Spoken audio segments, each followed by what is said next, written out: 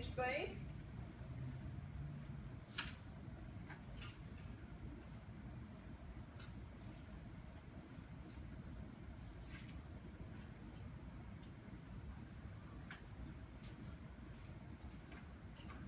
So HBase is modeled on the Google's big table. It's a row and column store, but it is different from the relational model in a sense that the relational model is more row oriented, while this is column oriented, and nulls are free. So HBase is a distributed column-oriented store, which is built on the top of the HDFS. It is an Apache open source project. Its goal is to provide storage on this distributed file system for computing. The data are logically organized in tables and rows and columns.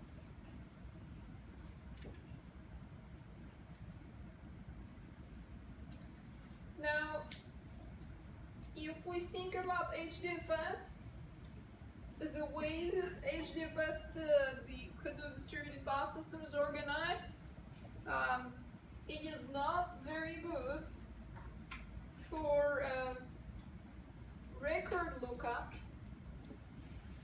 and not good for incremented addition of small batches, because we are going to, every time we do that, we need to go through the network, and as you remember, the block size was pretty big, like 64 megabyte or 128 megabyte. For that reason, because we want to, we don't want to have small amounts of data being sent continuously through the network, because that adds overhead. So incremental additions of small batches will make things very slow. And also for updates. Now HBase is good exactly for those things. So the HBase will have a fast record lookup, and it will support record level insertion, and it will support updates. And when we do updates, we are basically creating a new versions of values.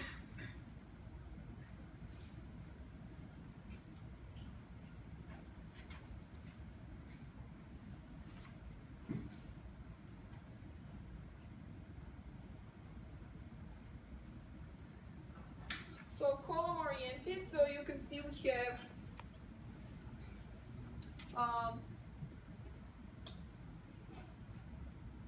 enclosure 1, enclosure 2. This column is a timestamp, so the null values are free. Type of animal and the size of the animal. So this is empty, so that's left free. And then family repairs. So the data is organized more in columns compared to the traditional relational database.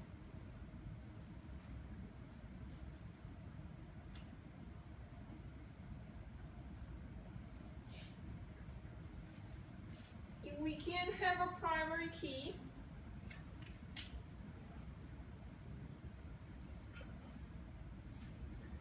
the data is all bytes in HBase, and a single cell might have different values at different timestamps.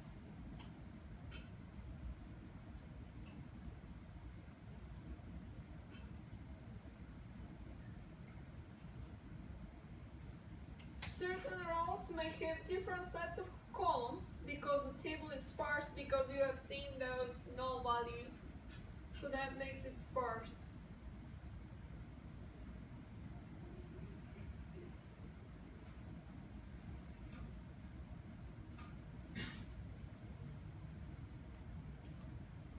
So if we want to create a table in HBase, we can use this code.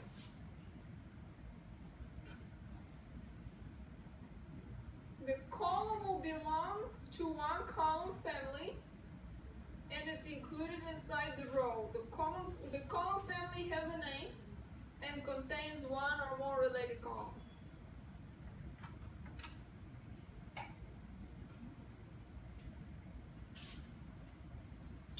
The key is done by array and it serves as the primary key. So if we want to create a new table, we will say h table equal to we have a new to create a new row. You'll say row new and then the text. To create a new column 1 and then the text for that. If we want to do updates, we say new batch update for the row, and then we can update the, let's say, column 1 with this record and column 2 with this record. After the updates are done, we need to do a table commit. So to update a row, we can say put the column number and then the values that we want to put. And every time we do an update, we need to commit the table.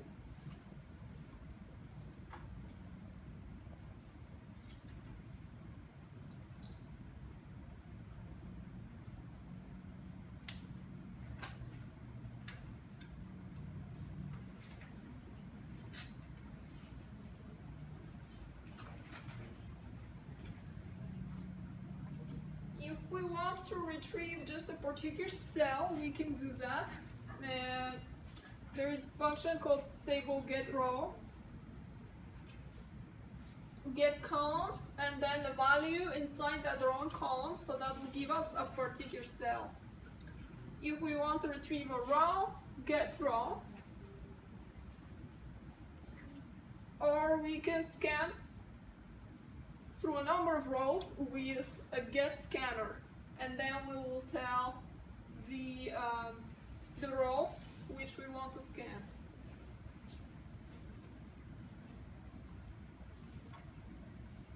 We can have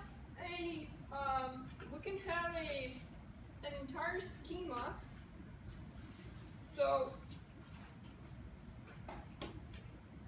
if we have a bunch of tables, we can have a schema similar to the way we do in the relational databases.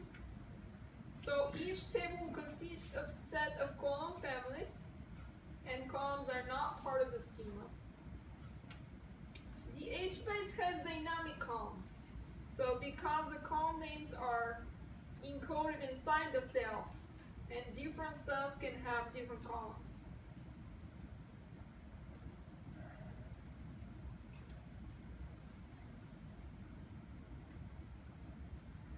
Because of that reason, the tables can be very sparse, so many cells will be null, they will be empty. If we have keys, they will be indexed by the primary key. The way this is stored is that each column family is stored in a separate file, and that file is called htables. And the key and version number are replicated with each column family. The empty cells are not stored.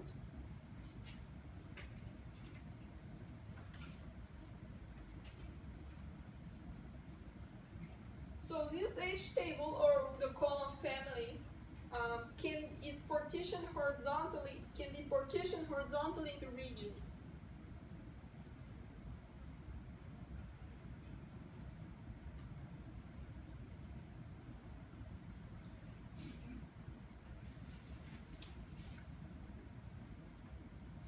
So this region is a subset of the table rows. And that's automatically done. That's just the way it stores it. So there is a region server which manages these data regions and serves data reads and writes. So we have a region server and we have a master. So the master is responsible for coordinating the slaves and assigns regions and detects any failures.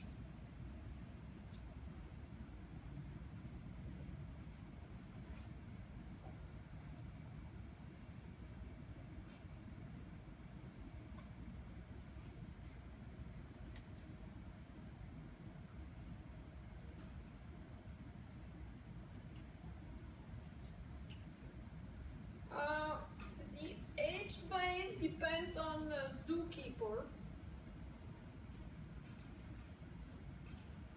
So by default, the HBase manages a Zookeeper instance. So it starts and stops a Zookeeper. And so these regional servers that I mentioned, including the master, register themselves with the Zookeeper. So this Zookeeper is, as we mentioned earlier, is a platform that runs on Hadoop that allows for high availability and for parallel applications. And some applications like the HBase and Storm run on top of that platform.